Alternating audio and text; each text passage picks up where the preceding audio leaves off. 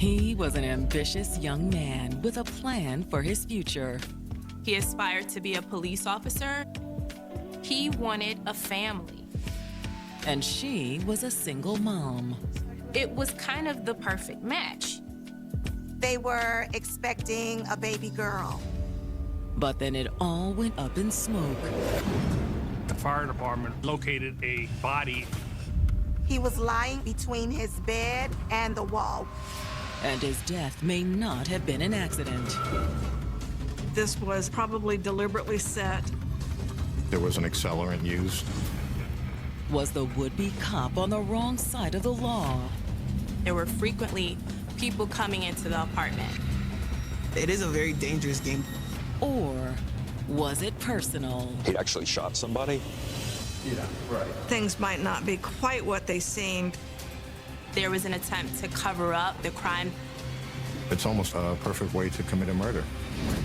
Every time we turn around, guess where the finger points?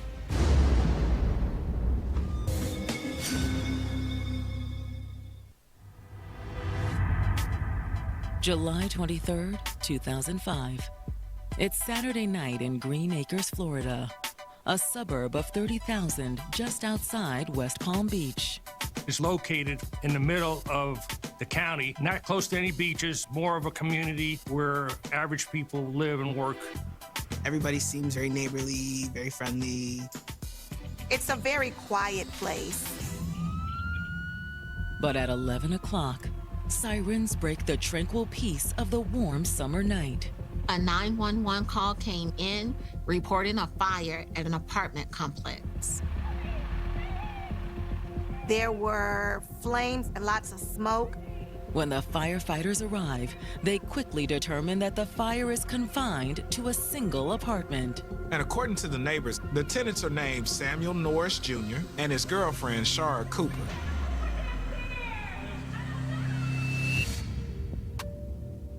"25-year-old Samuel Norris Jr. was known around Green Acres as an outgoing, personable young man. He got along with basically everybody. There wasn't really anybody who could say that they had any issue at all with Mr. Norris. Sam had grown up watching his mother work hard to make ends meet. He came from a single mother home, and his mom instilled a strong work ethic in him. He worked at the bus station, he worked at a hospital, and at night he was a bouncer at a club. But his ultimate goal was to become a police officer. That's a true testament of his character. When you want to become a police officer, you have that innate desire to protect and provide. It also meant that Sam had to keep himself out of trouble. To be a police officer, you sort of have to have a clean background and be willing to stay on the right path. And he didn't always walk it alone. Samuel never had a problem with the ladies. That was a department that he had mastered very well. But that didn't mean the aspiring policeman was just a player. Samuel, being the way that he was and the way that he was raised, he wanted a family. He was looking for someone to build a future with. And when Sam met 18-year-old Shara Cooper, he thought maybe he'd found her. Although she was 18 and he was 25, she was very mature for her age. Because she had to be. Well, I was just about to hang out with some friends if you want to tag along. Oh, I wish I could, but I have to go relieve my babysitter. You got a kid? I do. I have a daughter. Shara already had a 4-year-old daughter that she gave birth to when she was only 14 years old. That forces you to mature very quickly. You have another little person who's going to depend on you for everything. But Shara wouldn't be on her own for long. I'd like to meet her sometime. Really? That didn't scare you at all? No, not at all. So they ended up dating and moving in together. And shortly thereafter, they were expecting a baby girl. For Shara, it was a chance to start her life over. She was older now. They were in a relationship. So now bringing another child into the world brings a couple together, makes them closer, and strengthens the bond. And by the summer of 2005, they were looking forward to the baby's arrival. For someone to choose and actively pursue a family life at such a young age, it speaks volumes to their determination and also their willingness to share and compromise with another person. But now, the family's future is in jeopardy as firefighters work to put out the flames in their apartment. They were able to get in through the unlocked front door, and they made their way to the master bedroom. Firefighters have the flames under control within minutes, but it's not soon enough. While they're going from room to room, they locate a body. It appears to be the body of a black male. He was burnt beyond recognition.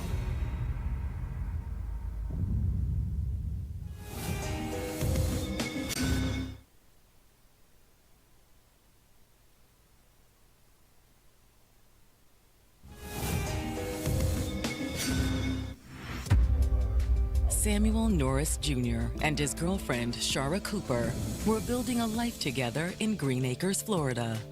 When he met Shara, he thought he found his person. And Shara, already a single mom, was just as enamored with Samuel. It was kind of the perfect match. He saw the family that he wanted to build for himself. And she saw a great father figure for her child. He took on several different jobs to be able to be a provider and definitely had a promising future. But now, that future may have gone up in smoke. Emergency crews responding to a fire call have just found a man's badly burned body inside the couple's apartment. He was lying on the floor between his bed and the wall. And based on the scene, firefighters believe the fire started at the bed. It was basically destroyed. It was gone. It was down to the springs. The fire marshal knew pretty quickly that this was probably deliberately set.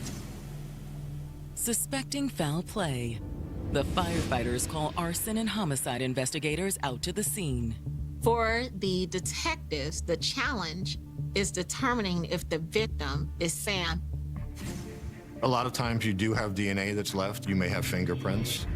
But when the medical examiner's team arrives to remove the body for autopsy, they make a surprising discovery. There was blood underneath his head. Does that mean he didn't die in the fire? In this case, the body was so burned that it was very hard to determine. While the medical examiner's team deals with the body, crime scene investigators document the surroundings. Because fire causes a lot of destruction of evidence, your best evidence at this point is going to be the photographs of the scene. They pay particularly close attention to the bedroom windows. The heat inside the room had shattered some of the windows, but one of the windows was boarded up with plywood, as if it had been broken before the fire. Outside the apartment, the detectives canvass the neighbors and onlookers watching from behind the police tape. Their neighbors said that they hadn't seen or heard anything suspicious around the time the fire started. But they're shocked when the medical examiner's team comes out of the apartment with a body bag. It can't be! The cars are gone. Usually when Samuel's SUV or Shara's car was missing, that meant that they were not home. Well, either the car's here earlier? Yeah, this morning. But just a few minutes later, Shara shows back up at the complex. What happened? Where's Sam? Ma'am, I'm sorry. I'm afraid. No! No! The detectives tell Shara about the body they found, and that they think it may be Sam. This has to be a mistake. She was very confused because he worked at night, so by all accounts, he should not have even been in the house. Could that mean the victim isn't Sam? Or is Shara simply in denial? There's confusion, there's anxiety, and then you have all of these people interviewing you. That's a lot to handle. The neighbor said you have a daughter? Do you know where she is? Yeah, she's with my mom. The detectives tell Shara they have reason to believe that the fire may have been set on purpose. Do you know anyone that would want to hurt Sam? No. Everyone liked him. Everybody. She was unaware of anyone who would possibly cause harm to Samuel. But Shara also says that Sam has been hanging out with some dangerous people. What do you mean? Shara said that Samuel had been involved in selling drugs. I told him it was a bad idea. Once you get involved with drugs, you put your life at stake.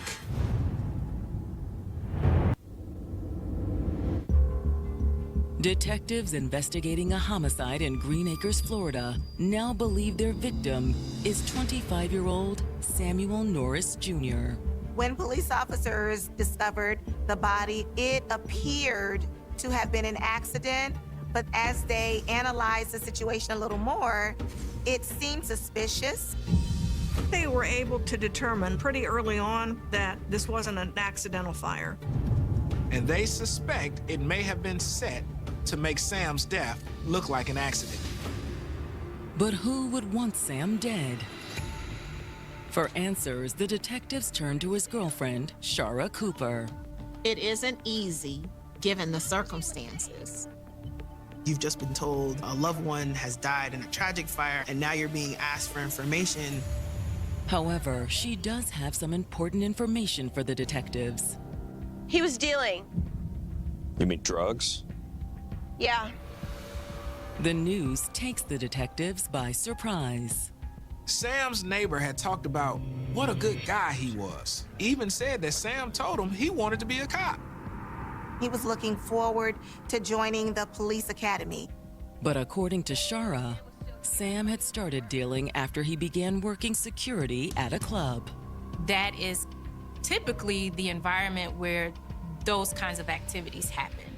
And with Samuel having a child on the way and he's working multiple jobs, that was possibly his way to figure out how to make ends meet. Shara says Sam had started dealing crack cocaine on the side.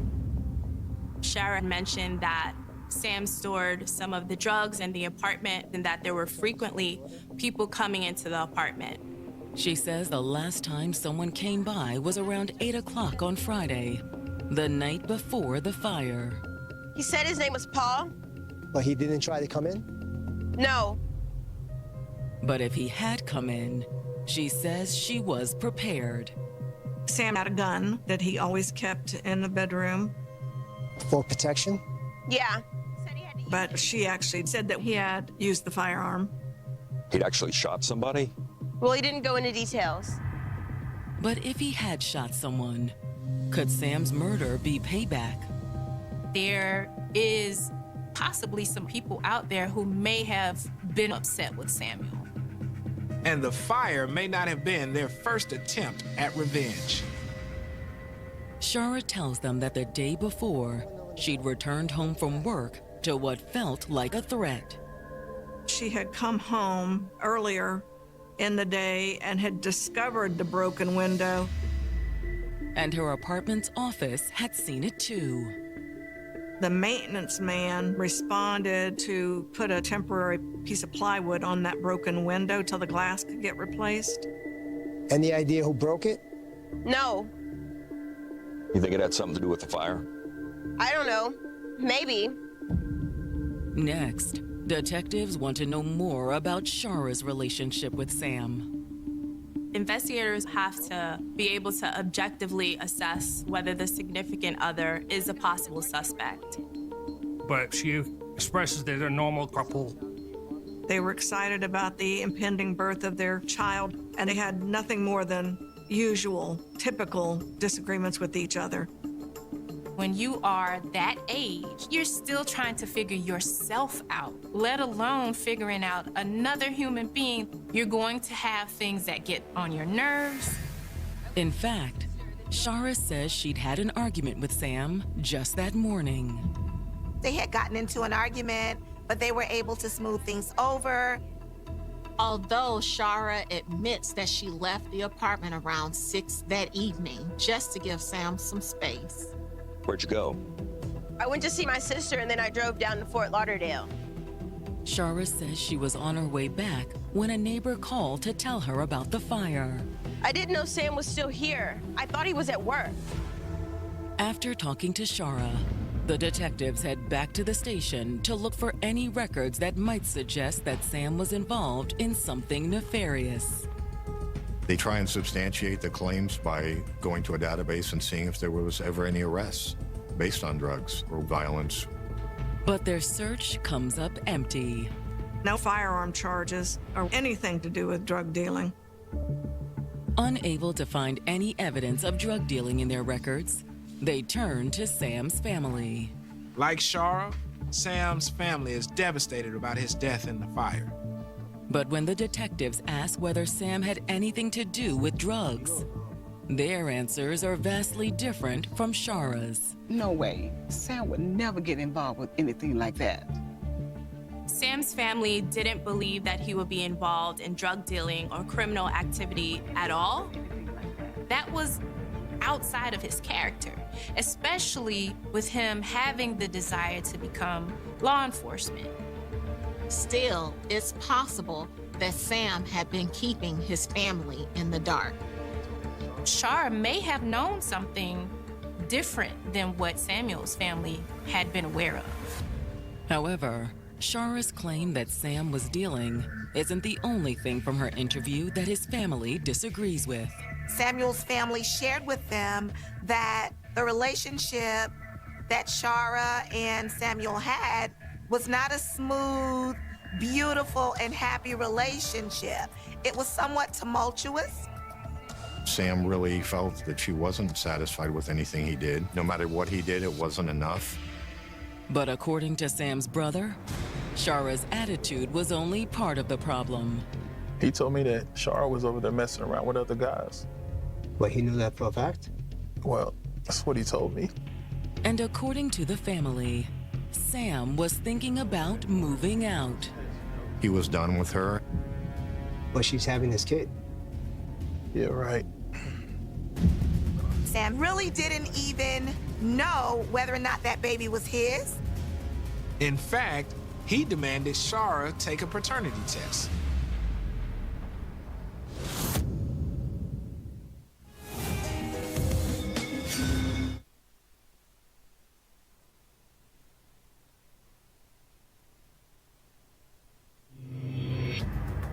Samuel Norris Jr.'s family has just revealed to detectives that he was on the verge of ending things with his girlfriend, Shara Cooper.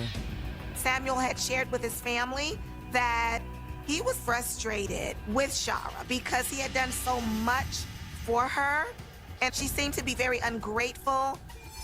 Worse, he suspected that Shara's baby wasn't his.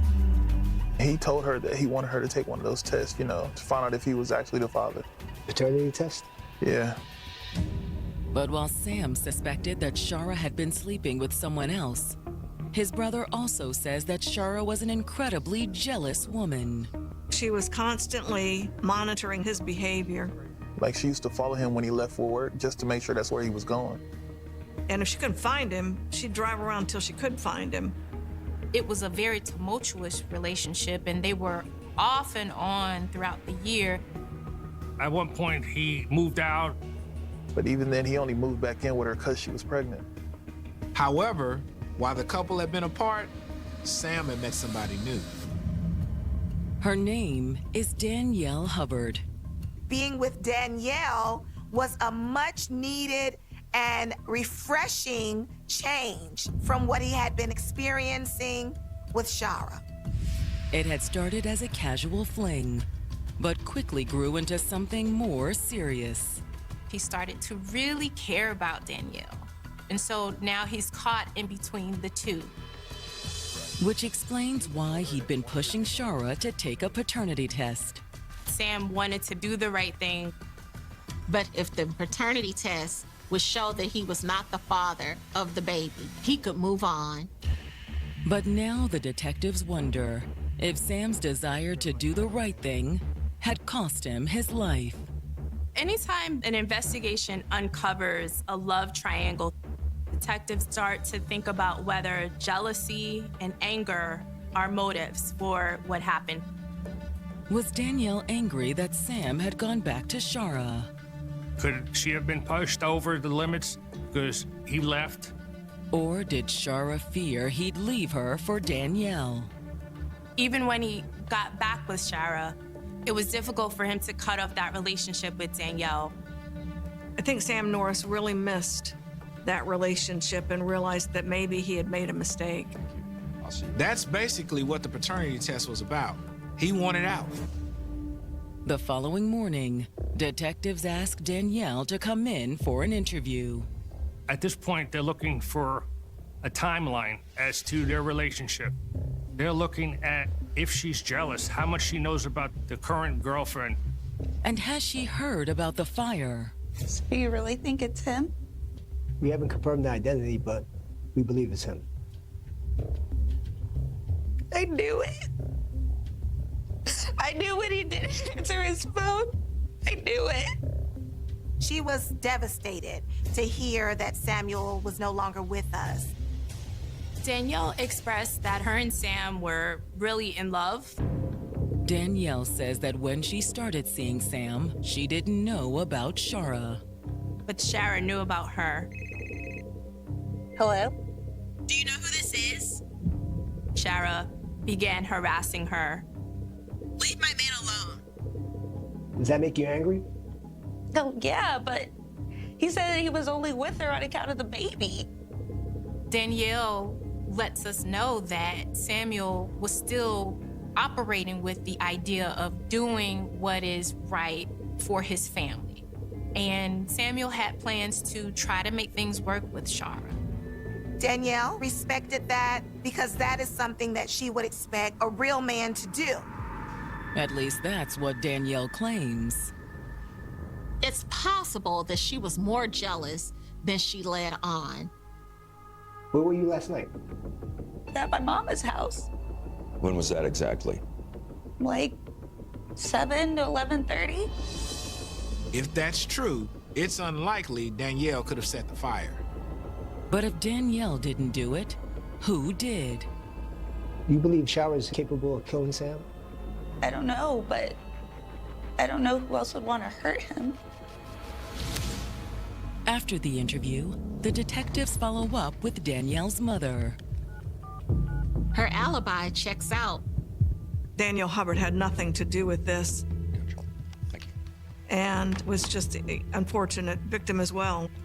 With Danielle in the clear, the detectives head back to Sam and Shara's apartment. The arson investigators have finished their work, so the detectives are able to search unimpeded. They don't find the gun Shara said Sam kept in the apartment, but they do find ammunition. So it looks like Shara was telling the truth about the gun. But that doesn't necessarily mean Sam was a drug dealer. They were unable to find anything to support Shara Cooper's claim that he was involved in illicit drug trade. However, the investigators are unable to find Sam's keys, wallet, or cell phone. Which raises the possibility that rather than a love triangle, detectives are dealing with a simple robbery. Maybe the robber had a confrontation with Sam, took his wallet, phone, and his gun and set the fire before driving off in Sam's missing SUV. Hoping for a lead on the killer, the detectives issue a be on the lookout for Sam's SUV. Finding the SUV could possibly lead them to Sam's killer. Because when the detectives get the autopsy results, the findings not only confirm that the dead man is Sam, they confirm they're also investigating a murder. Mr. Norris actually didn't perish in the fire. He actually had been shot in the back of the head.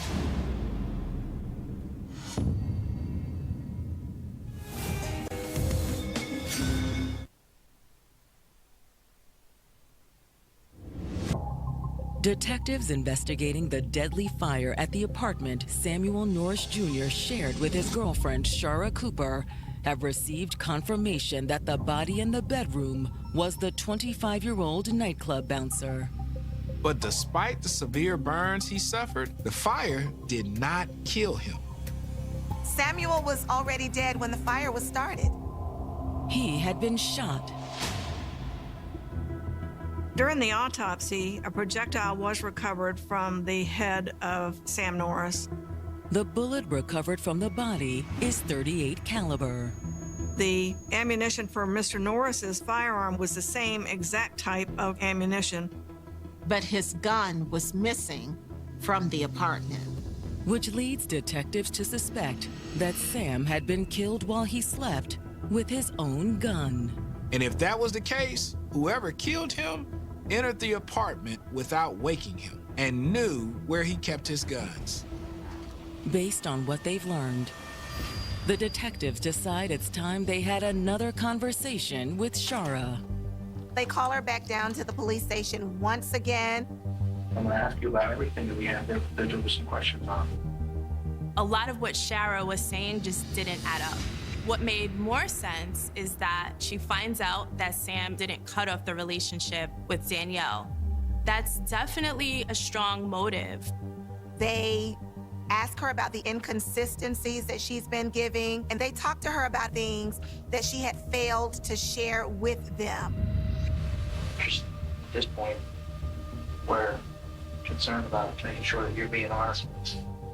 They also revealed that Sam wasn't killed by the fire. Once investigators sort of press Shara about what happened, she kind of breaks. She decides to tell them that she thinks she knows who may have done this. She says it may have been an old boyfriend of hers named Ricky Hughes. Users of drugs and everything else like that. She said the relationship was over before she met Sam. But Shara says that Ricky had a hard time getting the message. He was still calling and he'll come back. And she says he'd recently started harassing her. And Sam, too. He knew about me and Sam. And on the day of the fire, he showed up at the apartment. Ricky got into an argument with Sam. Where were you when this happened? Was in the room. In the bedroom? He answered the door. I heard the voices. Sam asked him what he wanted with me. Shara says the conversation got heated. She said Ricky left and Sam didn't say anything to her about what happened. Then, to let the situation settle, she went to her sister's house. She had left to give Sam some space. But while at her sister's house, Ricky shows up. Yeah, we had spoken to my boy. What are you playing at? He tells her, I've been by your house, I shot Samuel, and then I set the house on fire. Why didn't you tell us this on Saturday? The day it happened. The day it happened. Yeah. Shara says it's because Ricky had threatened her. He said if anybody asks you anything, you didn't see me today. Look at this gun. But it's my head repeated itself. He know where I stay. He knows everything about me. He knows where my mother works. Knows where my father works. He knows exactly where I'm at. And he tells her, and if you tell anybody, the same is going to happen to you. You try it. Do it again. Shara says that's why she hadn't told them about Ricky before. Shara said he's the one that did it. But when detectives contact Ricky Hughes, he doesn't act like a man with something to hide. He immediately agrees to come in for an interview. We took a statement from Shara, and she told us that you were involved in the killing of her boyfriend, Sam Norris. Confronted with Shara's accusation, Ricky appears shocked and confused. He doesn't even know who Sam is. According to Ricky, he hasn't talked to Shara in years. Can you tell me where you were at on Saturday, July 23rd? I was gone. And you didn't have nothing to do with Sam being killed? No problem. When the detectives follow up with the dog track, his alibi checks out. There are multiple people who saw him there that evening. They're able to exonerate him. Which means that Shara has been lying to the detectives from the beginning. So they're really looking at her very strongly as being involved in this death. But it will take more than her lies in a tumultuous relationship to charge her with murder. The breakthrough comes more than a month later, when detectives get word that a patrol officer has located Sam's SUV. The SUV was spotted in the parking lot of an apartment complex, about 20 minutes from Sam's apartment. When they locate the SUV, it had been stripped of its rims as well as the stereo system. So they started questioning some of the residents that lived in the apartment complex to see if they can find anybody that knew Shara or Sam. Several people point detectives towards a tenant in the complex, a man named Dominic Glover. Can I help y'all? Yeah, how you doing? You know Shara Cooper? Dating her sister. So you have Sam's vehicle that was stolen from the scene, and now we find it at the sister's boyfriend's apartment complex. That vehicle out there belonged to Shara Cooper's boyfriend. I mean, I don't know anything about it. Come on, guy. You don't know anything about that vehicle. But when detectives pressure him, Dominic tells them exactly how Sam's SUV got there. He confessed that Shara had asked him to steal Samuel's SUV. He said, she picked me up and took me to the house and gave me the keys. And she also gave him Samuel's gun.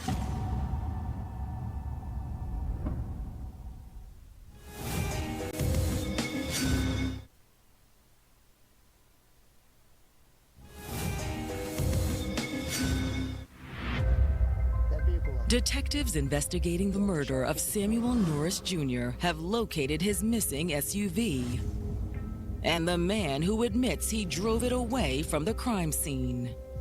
Dominic Glover was dating the sister of Sam's girlfriend, Shara Cooper. He basically says, at the instruction of Shar, he took the vehicle and stripped it down and sold stuff for parts. Why would she actually do that? I don't know. I figured she was mad at him. He said, she called me to meet her and took me to the house and gave me the keys. Dominic says Shara also gave him Sam's gun. What'd you do with the gun? Sold it. And all the parts in the SUV. But Dominic swears he had nothing to do with Sam's death. He told them that he found out the very next day that Samuel had been killed in a fire. Why would she, on the day that they found her boyfriend deceased, have her sister's boyfriend take Sam's vehicle? Now convinced that Shara is behind Sam's murder, the detectives head back to the station to contact the apartment complex's maintenance man. When police officers were speaking with Shara, she shared with them that someone had broken the window of the master bedroom. An apartment office worker had noticed the broken window and called her to set up an appointment to repair it. The maintenance person came to the apartment to fix the window, but it was a very odd encounter. While he was in there, he notices that Mr. Norris is in bed. I can come back. Oh, no, he's okay. He just took a sleeping pill. He said his head was covered up and he wasn't moving. The maintenance man says he had to nail the plywood over the window. And still, Sam didn't budge. All the time that he was doing that work, not one time did this man wake up, not one time did he move from the position that he was in. For the detectives, there's only one possible explanation. When the window was replaced, he was most likely already dead.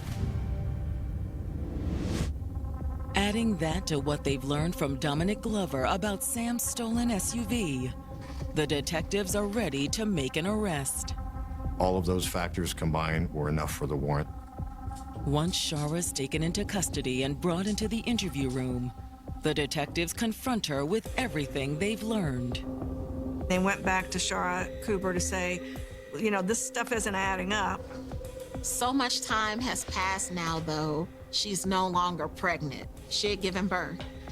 And she is still adamant that she had nothing to do with Sam's death, in spite of all of this information that points right smack at her. I didn't kill him. Who did? Who did? She gets a little bit feisty and tells them, doesn't matter what I say, you're still going to point your fingers at me. How can you say the person I killed him? Huh? How can you tell me I killed him? Shara can deny it all she wants. But when she goes on trial for murder in February of 2008, the prosecution argues that she shot Sam because he was planning to leave her for another woman. It was the prosecutor's position that in Shara's mind, if Samuel was not going to be with her, he was not going to be with anyone. And on July 23rd, while Sam was asleep, she took his gun from the drawer in the night table beside the bed. She shot him cold-blooded. And then she decides, now how am I going to hide the evidence? She covered the body when the complex sent someone over to repair the window that they noticed had been shattered. Then in an effort to establish her alibi, she went over with her sister, came back to the house, set it on fire, and then left. So all of this was done by design. When it's the defense's turn, Shara's attorneys admit that she was involved in stealing Sam's SUV and gun, but insist there's no proof she was the shooter. There was no DNA, there were no witnesses, there was nothing that pointed the finger to Shara. The defense attorney claims that it was someone else that actually shot Samuel in the head and that Shara had nothing to do with it. The argument carries at least some weight with the jury. She was not convicted of first-degree murder because the jury could not agree that she was the one that actually pulled the trigger. But that doesn't mean they believe she's innocent. The jury found Shara Cooper guilty of second-degree murder with a firearm, first-degree arson, and grand theft. The judge sentences her to life in prison. However, 4 years later, her conviction is overturned. Shara and her attorneys successfully argued that she had ineffective counsel. So the appellate court remanded the case back to court. But the district attorney decides not to risk a second trial. The prosecutors decide to approach Shara with a plea offer, and Shara accepts a plea of manslaughter. Under the plea deal, she's sentenced to 30 years in prison. I do think that justice was served with that resolution. But to some, it means Shara will get away with the cold-blooded murder of a young man with big ambitions. Shara was able to escape second-degree murder on a technicality, essentially, and then she's able to negotiate for a lesser charge. So I don't know if Shara got the full extent of punishment for taking Sam's life. She knew what she was doing. She had a plan. She thought she could get away with it. She didn't care about Sam. I don't think justice will ever fully be served because he's not able to come back and pursue those goals that he set out to do. All that remains are memories of Sam Norris and the daughter he never got to meet, born after he was murdered. We have an innocent child that has lost not only her father, but her mother as well.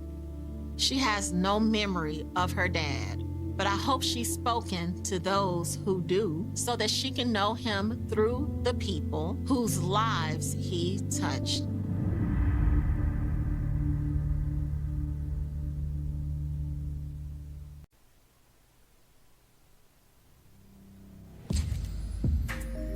She had spent her whole life overcoming obstacles. We were separated as siblings.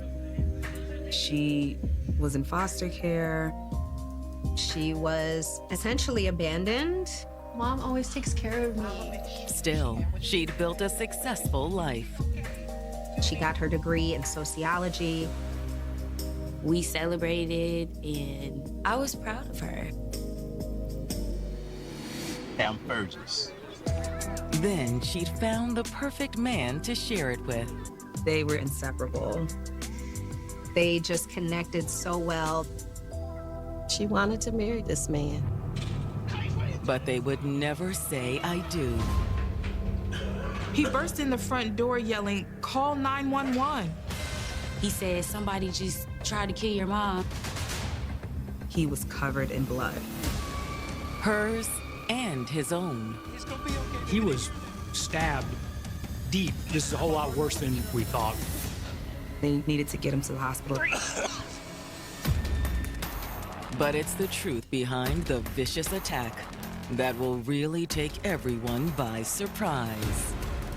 It was unbelievable. It's almost like you gotta be kidding me. This is insane.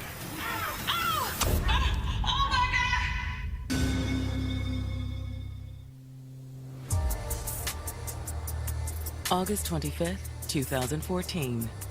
It's a warm summer Monday in Winston-Salem, North Carolina, a thriving city built on the tobacco industry and multiple educational institutions. We have Winston-Salem State University, as well as Wake Forest and Salem College. So a lot of people come by way of attending one of those colleges. It's about 300,000 people here. It's a combination of a small town feel with ambitions to be a big city like Charlotte. But as most residents enjoy a peaceful evening, one home is erupting in chaos. 19-year-old Jasmine Moore is at home in Winston-Salem, North Carolina. She's sitting on the couch watching TV when her mother's boyfriend, 52-year-old Fergus Moore, bursts in the front door. Call 911. What happened? Hurry. He's dripping in blood. It's all over him. I got stabbed. I imagine she probably was overwhelmed just seeing Fergus bloody. But that's not the worst part. He said somebody just tried to kill your mom. She's in the driveway bleeding out. Call 911. Your mama been stabbed.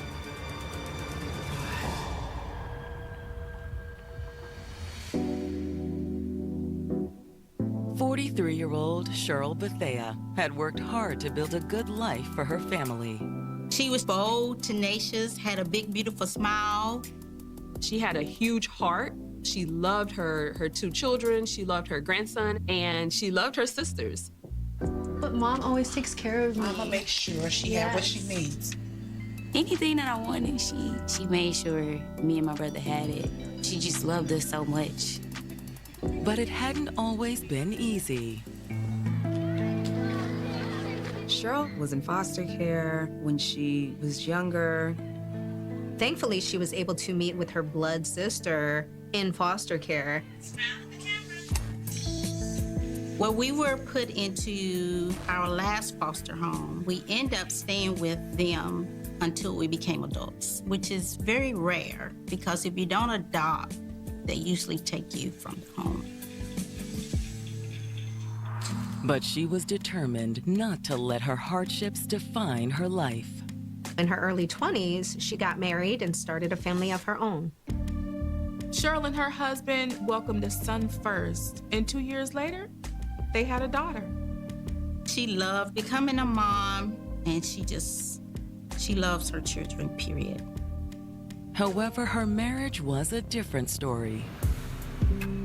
Cheryl still had some deep-rooted fears of abandonment and rejection, and that eventually led to her and her first husband separating.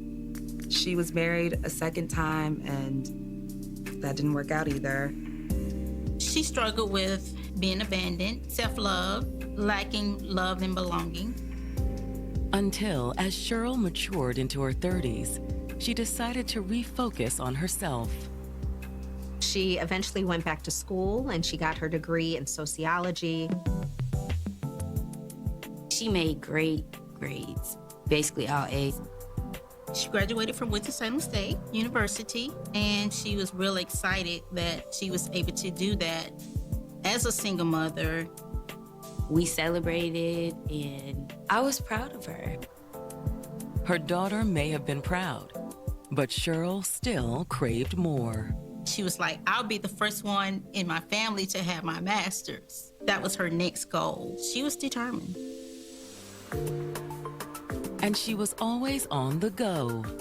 Cheryl used to be involved in a lot of things. She was in Black Girl Run. She would go to races and she would run alongside ladies when they were about a quarter of a mile away from the finish line, and she would cheer them across the finish line. She was also very involved in her church community. But as her kids neared adulthood, Cheryl faced new challenges. Her daughter, Jasmine, got pregnant shortly before her high school graduation. At first, she kind of felt like having a baby, it just wasn't the right time. But once I had the baby, she absolutely loved him. But for all the joy her grandson brought, there was still something missing. In her heart, she was looking for companionship and somebody to kind of share life with. And along comes Fergus. Fergus Moore was a family friend, about 10 years older than Cheryl. They met at one of our cousins' parties. They lock eyes from across the room, and really, it was love at first sight. Hey, I'm Cheryl. I was wondering when you was gonna come over here and say hello. Okay, I'm Fergus. Nice to meet you, Cheryl. How you doing? I'm doing fine. They just connected so well. And even though Cheryl had every intention of taking things slow, she didn't hold back. I seen you looking at me. Cheryl and Fergus were inseparable. They were seeing each other every day, hanging out and having a blast. Eventually, they decided that they wanted to move in together. After years of raising her kids on her own, Cheryl felt she finally had someone else to help share the load. She is happy about having a helping hand around the house. She wanted to marry this man. But now, everything Cheryl has worked so hard for may be in jeopardy. Please hurry. I don't know what to do. I'm panicking. I can't find no phones. After what feels like forever, she finds one. 911, what's your emergency? It's my mom. She's hurt. The call came out, and it was assault on a female. Come on, baby, stay with me. When first responders arrive, they find Fergus on the ground, holding on to Cheryl. It's gonna be okay, baby. They're here now. He seems to be comforting her and rocking her. But Fergus is also in grave danger. He was stabbed deep. It was a sucking chest wound. The officers at the scene render what aid they can. I knew that EMS was coming, so I'm laying direct pressure on this guy, and I was like, hang on, man. Save her, man. But all Fergus could think about was Cheryl. He's saying, I don't know what happened. He stabbed us. Is she gonna be okay?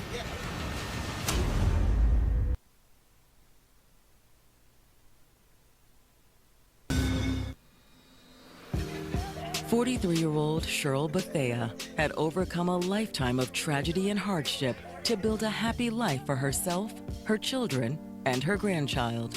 She was a hard worker every day, making sure she could provide for her children. She just loved us so much. But now police are scrambling to save Cheryl and her boyfriend, 52-year-old Fergus Moore, after a vicious knife attack in their front yard. She was severely stabbed multiple times. Fergus had also been stabbed in the chest. I remember thinking, this is a whole lot worse than originally we thought. And it's about to get even worse. It's too late for Cheryl. Her carotid artery was severed. Oh, no. Oh, no, no. The EMT pronounces her dead. And as Fergus is loaded into the ambulance and rushed to the hospital, the officers secure the scene. Miss Bethea was kind of wedged between the car tire and the curb. It was a very disturbing scene. Let's go.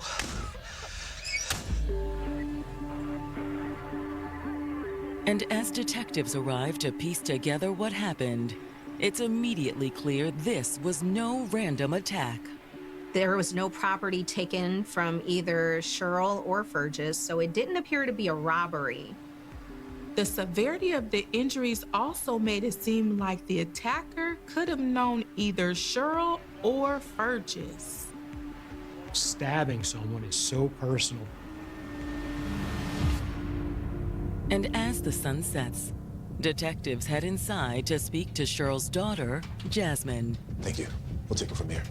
After they got the crime scene together, they asked me questions. We're sorry for your loss. Can you walk us through the evening before everything happened? Well, Mom came home from work and decided to go for a run before dinner. I'm getting ready to go for a run, baby. Okay, I'll all be right. back in just a little bit. All right, be safe. She'd only been gone a few minutes when Fergus came home.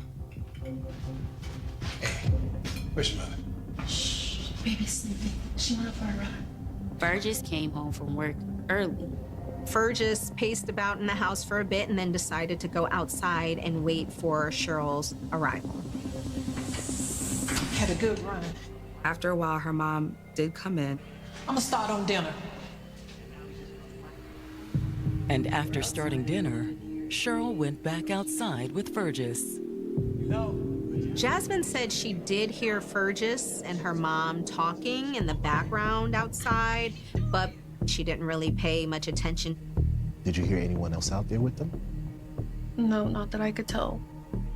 But after a while, she thought she heard screaming. But before she could actually get outside to see what was happening, Fergus was at the door screaming to call 911 because somebody had attacked her mother and tried to kill him.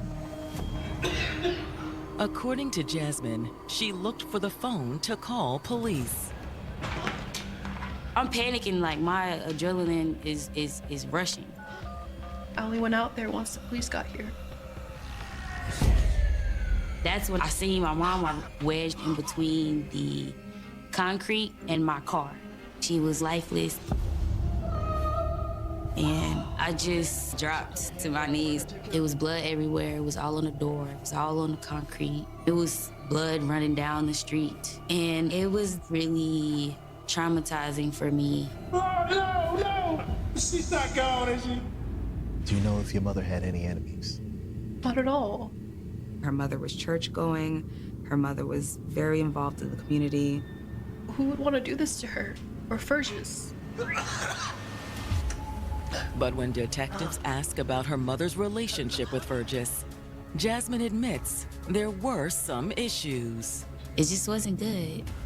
Jasmine says that the two would argue constantly. My mom actually told me she was going to leave him.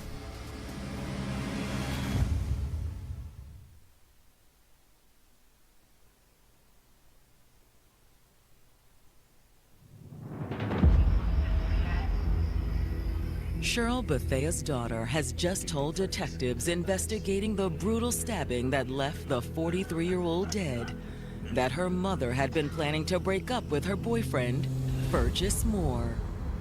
And Jasmine said that suited her just fine. In the beginning, Jasmine and her brother were a little bit leery about Fergus coming into their lives. Part of that was because when he met Cheryl, Fergus was unemployed. Fergus was a little bit down on his luck and was trying to find a way to kind of get back on track. I couldn't really have any say-so in who my mom dated. Like, at the end of the day, it's her decision. Jasmine says that at first, their worries about Fergus appeared to be ill-founded. Jasmine told the detectives that everything started out really well. They got along and it was good. Their mother seemed to be so happy, and felt like she had finally found a partner. Once they started dating, Cheryl helped Fergus get back on his feet. She found him a job at a chicken plant. He also moved in. They were a little surprised at how quickly things moved, but he was able to help with the family responsibilities and the household bills, and both of them seemed really happy. However, it wasn't long before things started to change. That's when, like, I guess his true colors were coming out. He would come home with shoes and clothes and all sorts of things for himself, and Cheryl felt like he wasn't contributing to the household as much. So that became a strain in their relationship. They started fighting about money. And Cheryl's daughter was often caught in the middle. He would say nasty words to me. He would call me all kinds of names. The house was just very tense, and it was very uncomfortable for everyone. It became such a disruption in their environment that her brother didn't even want to be home most of the time. And Fergus apparently felt the same way. He was gone, doing something else, working. Like, he didn't really interact with us. He would find any excuse that he could to be out of the house. Jasmine says that her mother had eventually asked Fergus to move out. She just was done, fed up. I felt like she was kind of like, what did I get myself into? But Fergus soon found a way to creep back in. She did like him, care for him. She was like, everybody gets second chances. She let him move back in? Yeah. Can't take on this responsibility by myself. And despite the chances she gave him, Fergus never changed. They'd fight, she'd kick him out, and then he'd come crawling back. They would smooth things over, and the process would start again. To be honest, I think that's what they were talking about before they got attacked. The detectives suspect Jasmine may be right. Maybe this time, Cheryl told Fergus to get out for good. They were asking me, did he do it? And I was like, I'm not really sure.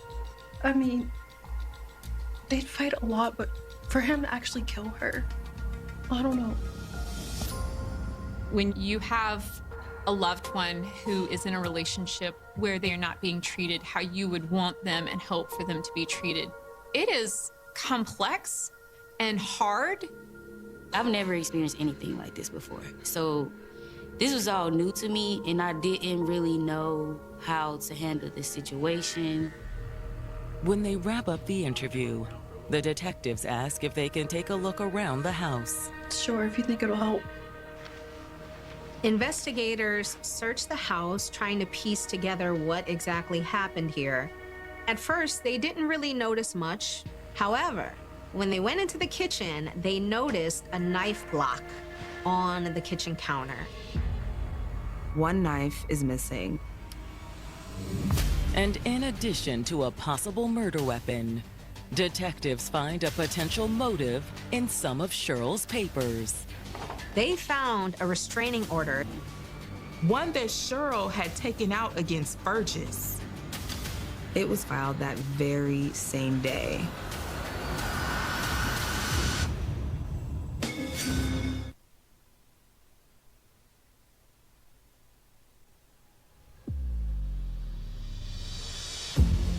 Detectives investigating the brutal murder of Cheryl Bethea have discovered that just hours before her death, she had taken out a restraining order against her boyfriend, Fergus Moore. But Fergus was also severely injured in the knife attack that killed Cheryl. So Fergus is currently in surgery while they're searching the house and finding these things. Which does give credence to his claim that some unknown assailant attacked them both. However, the detectives can't ignore the fact that the restraining order gives Fergus a solid motive. Is it possible that Fergus had killed Cheryl and then stabbed himself to deflect suspicion? It seems far-fetched, given the severity of his injuries. To actually perform this act and then to take it even further to inflict a wound on himself. That's insanity. At that point, you have your doubts about what happened, but you have to shake every tree and see what falls out of it. The detectives head back to the station and dig into Fergus's background. They discovered that about a decade ago, Fergus had served 4 years in prison for armed robbery. He has numerous domestic violence offenses against women on his record. The earliest was way back in 1989. All he got was a $65 fine and probation. And based on the police records, it appears that Cheryl had suffered similar abuse. Cheryl herself had filed reports of domestic violence against Fergus very recently. For the detectives, it's yet more evidence suggesting that Fergus isn't just a second victim. But until he's out of surgery and in recovery, the detectives aren't able to question him. They decide to speak with Cheryl's sister in the meantime to get some more background information. It was already all over the news, and that was just the worst experience I've had in my life. Though devastated, Cassandra agrees to come down to the station for an interview. We're sorry for your loss. Her immediate response was that she was afraid something like this would happen. She says that as much as Cheryl tried to downplay any abuse, she knew for a fact that it was an abusive relationship. I was on the phone with her one time, and they started cussing at each other, and they were arguing. She says she questioned Cheryl several times, and Cheryl just said that that's how they are with each other. It's like, you know, it's none of your business. Oh, this is just how we do. Did you ever see him hit her? Well, no, not directly. But she did see the results of what had transpired. She had a black eye one time, and I asked her about it, and she said she fell and hit the table. But that never sat well with Cassandra. She said Cheryl even made several posts on social media talking about her clumsiness, and she believed it was just a way to deflect from the injuries. It was like she never wanted us to know her business. The problem, of course, with domestic violence, people who are in domestic violence situations, is they don't tell anyone. But recently, she started to open up a little bit. Eventually, Cheryl said that Fergus was violent with her. And when he was drunk, it got much worse. He even threatened to kill Cheryl. And according to what Cheryl told Cassandra, he may have tried too. It got so bad that Cheryl confided that one time, Fergus had smothered her with a blanket and beat her with a hammer. Cassandra tells detectives that Cheryl started spending as much time as she could outside of the house. When she wasn't able to be outside of the house, she would make up any excuse for her sister to come over. She really wanted someone there because she was beginning to fear for her life. I made her promise that she would file a restraining order. And that's exactly what she did. If it is granted, then if the people do share a residence together, then the person who is the defendant, who has been identified as the abuser, has to leave that residence. But it's beginning to look like it was too little, too late. She's not exactly sure how Fergus could have found out about the restraining order, but she believes that when he did discover it, he was so enraged at the thought of losing permanent access to Cheryl that he just exploded in anger. For the detectives, it's an all too familiar scenario. You offer the help, you offer the brochures, you lock up the assailant, you'll take them to the battered women's shelter. You do all the things. only to go back 6 months later and deal with, if not the same thing, something worse. We see folks in our community who are killed by domestic violence, and it happens every year. A lot of times, those folks were trying to handle it on their own, and it takes community.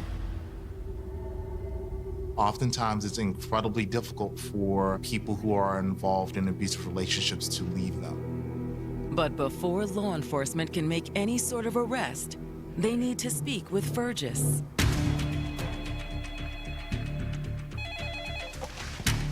Homicide. And by morning, it looks like they'll get their chance. Fergus is finally awake and alert out of surgery.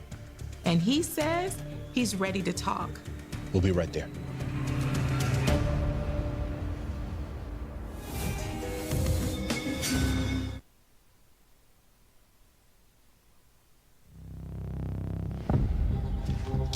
Got something. Gotta go. Detectives have just learned that Cheryl Bethea's boyfriend, Fergus Moore, is out of surgery and ready to discuss the incident that put him in the hospital and left Cheryl dead. At the scene, Fergus told Cheryl's daughter that an unknown assailant had attacked them both. No, she's not gone. The detectives suspect that's a lie. However, when detectives speak to Fergus in the recovery room, they don't immediately confront him with what they've learned. We have a few questions, so we need to ask you. As an investigator, you never want to lead somebody that you're interviewing. You want to hear and observe everything that they're offering. They start the interview by telling Fergus that Cheryl is dead. Oh, God. Fergus immediately breaks down. Why don't you tell us what happened that night? Jasmine said you came home early? Yeah. Fergus said that he had been frustrated with his job. He had been thinking about leaving for a while, and that was the day he finally decided to submit his resignation. He thought that he and Cheryl would celebrate. Although he didn't wait for Cheryl. Fergus had came home and he already been drinking. He had a whole bottle of liquor in the car and the bottle was basically empty. When he got home, he asked Jasmine where her mother was, and she said that she had gone out to run. So he decided to go outside, get some fresh air, and wait for her return so that they can talk. And she did. I mean, that's what we did. We talked about it. You got more time? This is a good day for you. Right. As they were outside talking, a random person just started attacking them. I tried to stop him, but there wasn't much I could do. What the hell? And then when he jumped in and tried to defend Cheryl, he himself got attacked. Can you describe the guy? I don't know. It all just happened so fast, man. Fergus says he was focused on helping to save Cheryl. Oh, God! But the detectives suspect there's another reason Fergus can't describe Cheryl's killer. They reveal that they know about the restraining order. That catches Fergus off guard initially, but eventually he starts to change his tune. Yeah, she had an order out on me, but it's not what you think.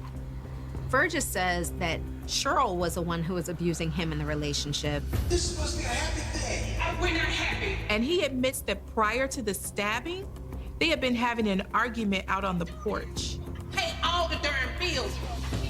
And let me guess, things got out of hand. Yeah, man, but it wasn't me. We haven't even talked about this. Baby, know how. He says that in the middle of the argument, Cheryl suddenly went inside. Where you going? I'm going to start dinner.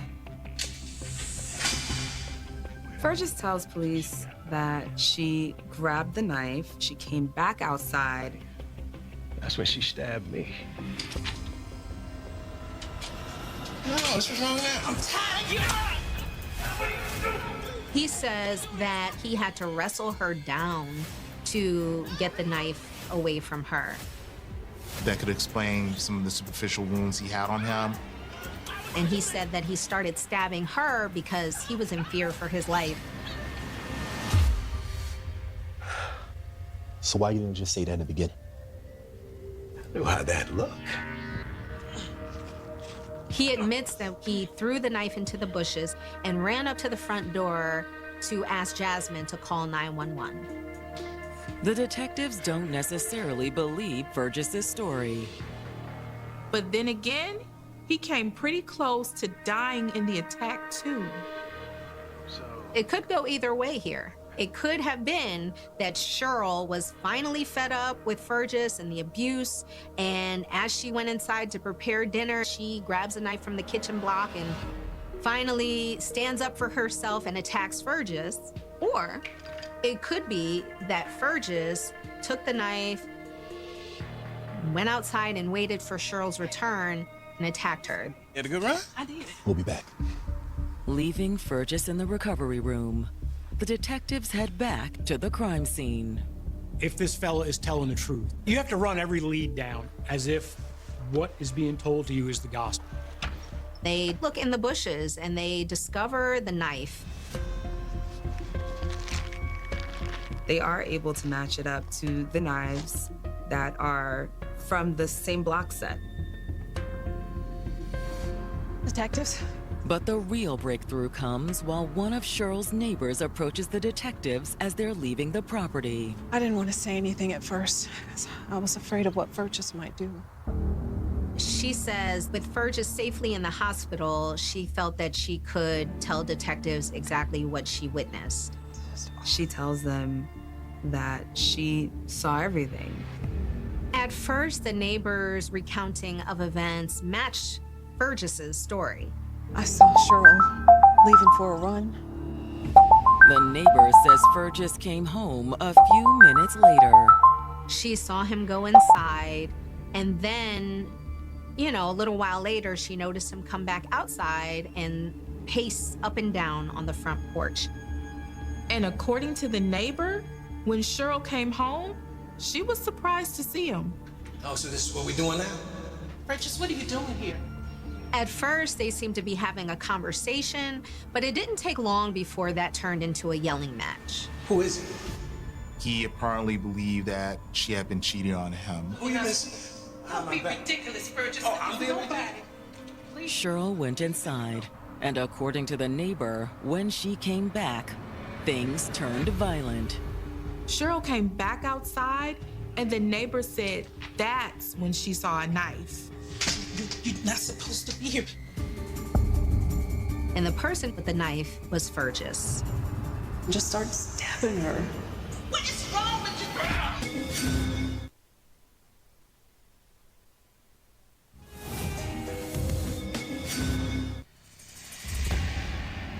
Cheryl Bethea's neighbor has just revealed to detectives that she witnessed Cheryl's boyfriend, Fergus Moore, attack the 43-year-old mother of two. She says Cheryl started backing up into her daughter's car, leaned up against the car door, and started begging for her life. Fergus, please stop! It seemed like Fergus had already made up in his mind what he was going to do. He just had so much rage. He just stabbed her over and over. I don't think there's anything anyone could have done to stop it. Cheryl had attempted to get away from him, but he did not want to take no for an answer. Cheryl never stood a chance. As horrifying as the attack had been, Cheryl's neighbor says what happened next was even more shocking. The neighbor said that he stabbed himself in the chest. Thought maybe he was trying to kill himself. But it wasn't a murder-suicide. He threw the knife into the bushes and then ran to the house to tell the daughter that they had been attacked. After he killed Miss Bethea, he probably realized, I better do something to make this look real. People go to extreme lengths to cover up their crimes. Once they have the neighbor's statement, the detectives get a warrant for Fergus's arrest. When Fergus is released from the hospital, he goes right into police custody. But when detectives confront him with what they've learned from the neighbor, Fergus denies it. Fergus still maintains that everything that transpired was in self-defense. And as the case moves toward trial, prosecutors plan to seek the maximum possible penalty. The prosecutors indicted him for first-degree murder, and they also said that they were going to pursue the death penalty. Cheryl was stabbed 39 times. And Fergus had several previous convictions and charges for violent offender crimes. His defense team, however, has another strategy. The defense team calls Fergus's intellectual capacity into question. To the dismay of Cheryl's friends and family, the court ordered a mental evaluation. It's almost like it was a joke to them. That's what it felt like. This man is evil, and he did this, so why are we going through this? We all was on pins and needles. I just wanted justice for Cheryl and her family. But the family would be in for a long wait. They decided that he was incompetent to stand trial. And therefore, he should be exempt from the death penalty and receive a plea deal. Based on the findings, the prosecutors agree to a deal. Fergus enters a guilty plea to the lesser charge of second-degree murder. Per the terms of the deal, the judge sentences Fergus to 35 to 43 years in prison. He was 57 at the time. Fergus tells the court that he understands at his age that sentence is tantamount to a life sentence. But the people most affected by his crime are still devastated by the outcome. I was disgusted with him, especially when he tried to play like he was just innocent. That really made me angry. He deserved the death penalty. What you gonna get done to your hair? But Mom always takes care of me. In the aftermath of Cheryl's death, her family does manage to find some solace in preserving Cheryl's legacy. I promised Cheryl that I would not allow her death to be in vain. So Jasmine and I speak in the community on domestic violence. Everybody knows that she was a very loving person, and her legacy is never gonna die. We're gonna keep it going. The family's activism has ultimately led to a foundation that raises awareness about domestic violence. We wanted to find a way to give back to the community, especially to women who are going through their big changes and journeys, and they have to drop everything and leave. They hold events and raise money to support women and children in the local domestic violence shelter. That's kind of how we give back and show love to the community. But for all the good that's come in the aftermath of Cheryl's death, her family still mourns the loss of the woman they love. She's very missed. We all miss her. I got to a point where, okay, I just picked up a paintbrush and a canvas and I just started painting. That's really how I dealt with losing my mom. Every time I did artwork when I was a kid, she would take it to work and she'd be showing it off to her coworkers and her friends, like, look what my baby did. So me doing art is a way to make my mom proud. Cheryl was taken away too soon. Her presence during her life was very impactful in our community. And it's been 10 years, and people are still talking about how much they love Cheryl and miss her.